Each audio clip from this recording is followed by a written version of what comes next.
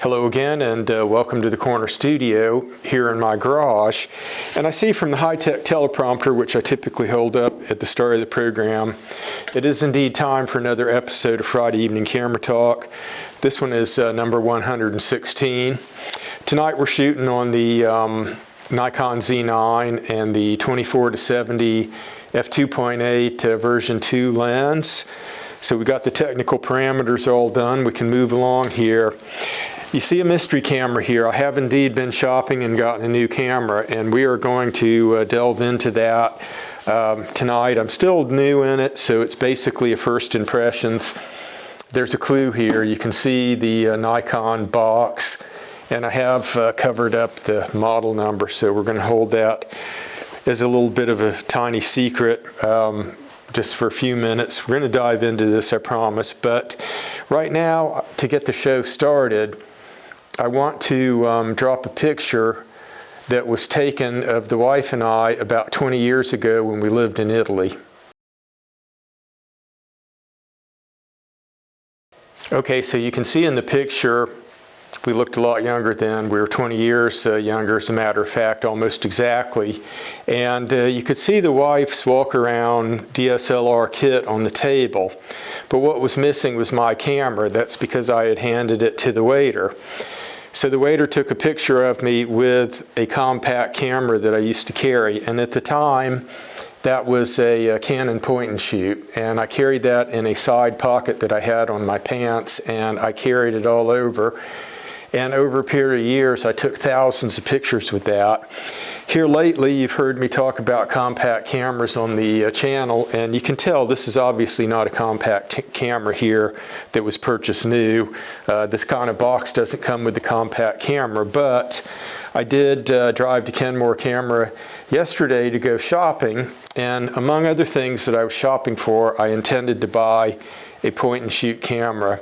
And I waved off of that because I decided that the output is important. Yes, having something that's just in your pocket gives you options that you don't have otherwise. And I specifically went down there looking at the Canon V1. In the back of my mind, I decided to just buy that camera and try it out.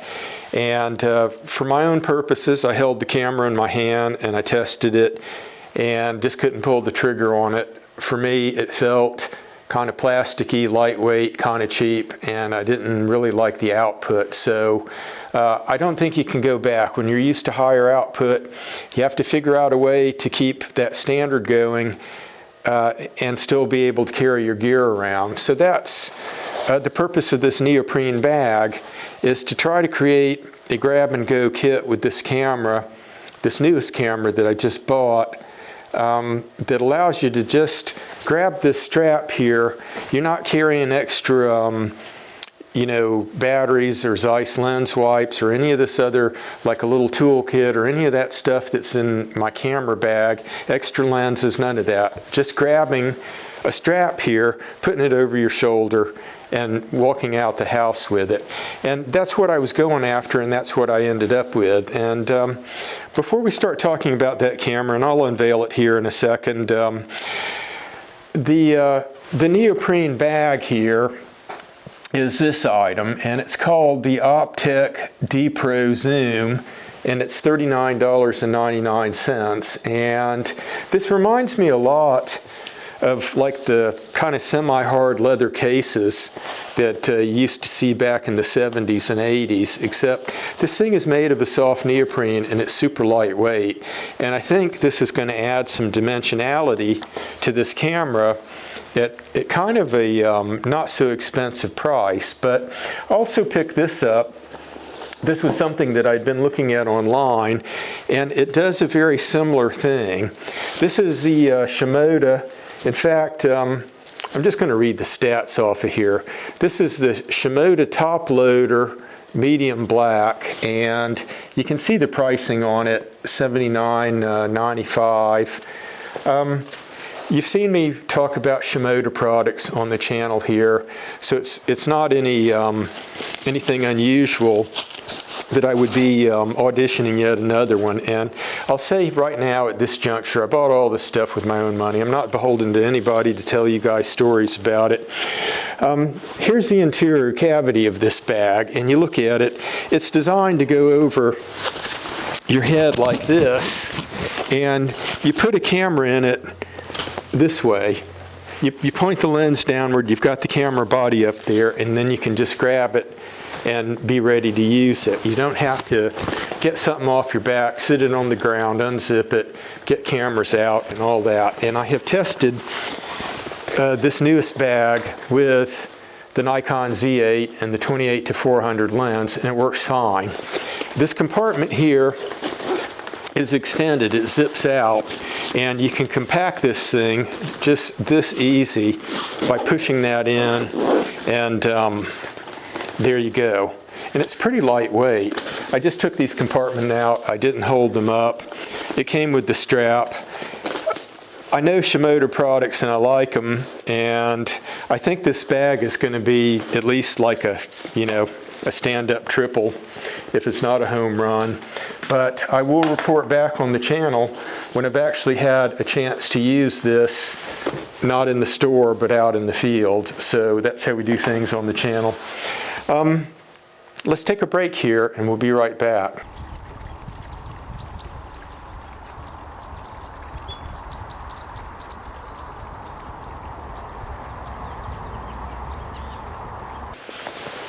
All right, so here's what we're working with. This is the new purchase. I'm holding this up still.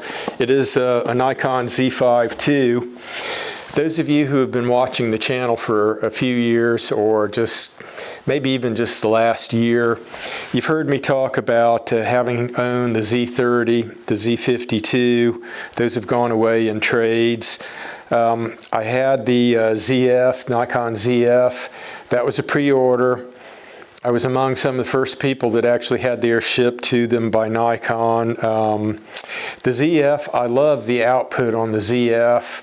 It's just the ergonomics gradually just wore me down on that camera. The Z6 III, which I had more recently, never quite caught on with that camera. In my mind, I kept comparing it to the Z8. It wasn't up to Z8 level. The pictures that came out of it, if I'm being frank here, I just really didn't like them, so it went away in a trade.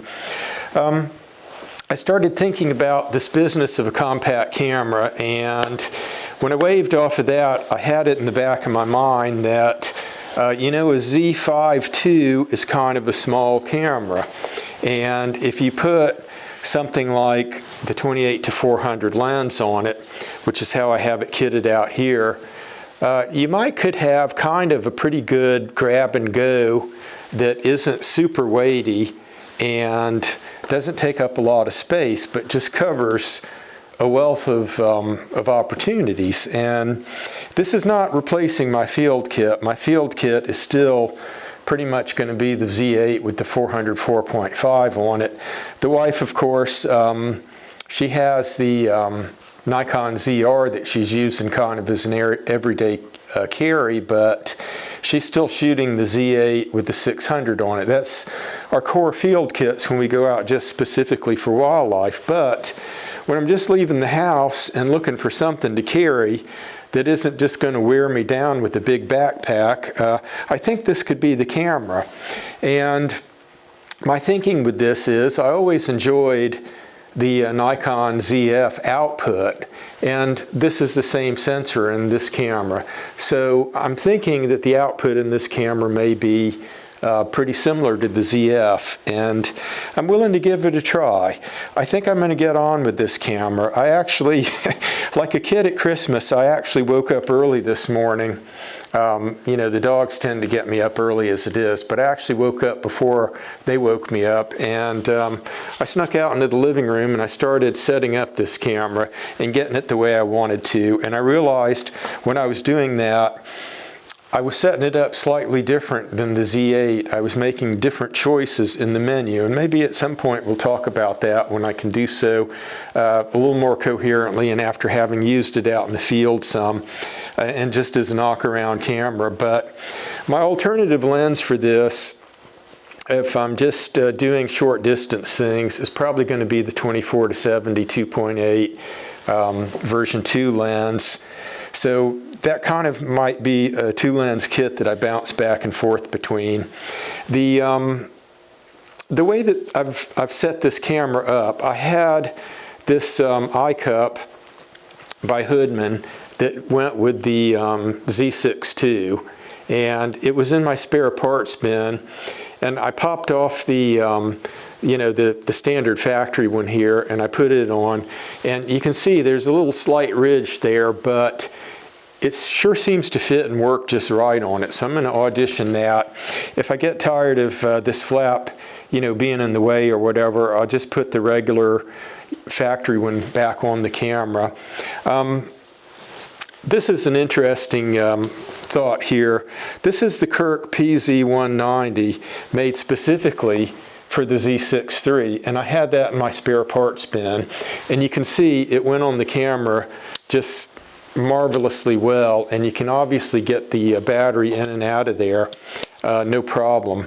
So I was able basically, and of course everybody's got a stack of SD cards just laying around, and I found 2 of my relatively new ones, and I put them in, and you can see we're dealing with 2 SD card slots, and yeah, that's a drawback. However, I've worked on SD cards for a long time.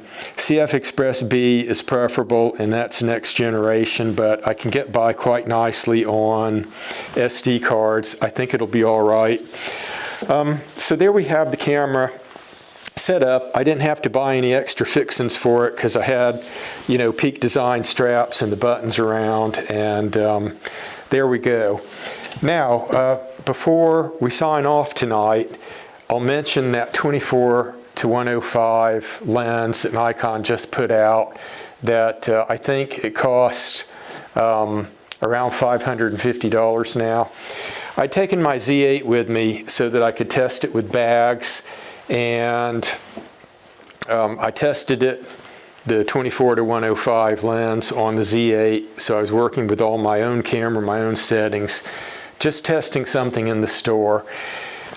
A lot of channels, they don't admit when they're wrong about something, but I got to tell you, the 24-105, they discount it with the Z5ii. So when you go in, you buy a Z5ii, you can buy that lens cheaper. It's like a couple $100 it's discounted, and I didn't even want it at the discount. After I tested it on the Z8, I said 24-105, my thinking on it, at least for my own uses, is that it might be a nice lens if you were just brand new in the Nikon ecosystem and you were buying this camera body and you wanted kind of an all-purpose lens.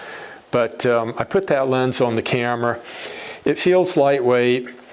To my thinking, it felt kind of plasticky, and I didn't really like that aspect of it. And the mount was made out of plastic, and I was looking at it, and I didn't really like that aspect of it. And even though I could have had the lens, as part of the kit price, I just bought the body only option and I left the lens. So the one thing I didn't get to test about the 24-105, and in all fairness, I can't speak to this because I only just did some quickie tests, against like a rack. I put a coin on the floor and photographed it, but it's close-up capability.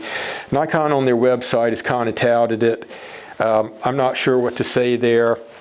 There's a reason that they stopped it at 105 and they didn't go any further with that as a zoom. But I know in the past I talked about that lens on the channel, and I said I thought it might have some capabilities. Now I've changed my mind. I think its capability, its true capability, is just as a first-timer buying a camera body like the Z5 and just buying that as a kit lens. But it wasn't for me. Won't run it down any further. But anyhow, I think we need to wind things up here. I got a lot of outings ahead with the Z5 II. We're going to put it through the paces. We're going to do all the normal tests that we do. I'm going to take it out in the field and try it as a wildlife camera, and we've got other things that we're going to do with it. I'll report back and let you know how this thing is going. It's just a, you know, grab and go type camera. Oh, and I forgot when I was holding this up, this thing's got an interesting tether here, so when you unsnap this and you drop it off the camera body, you can actually attach it to your lens there, and you won't lose the thing because it'll be with this big rubber band kind of tethered to your lens. But anyway, I want to thank everybody for joining us tonight.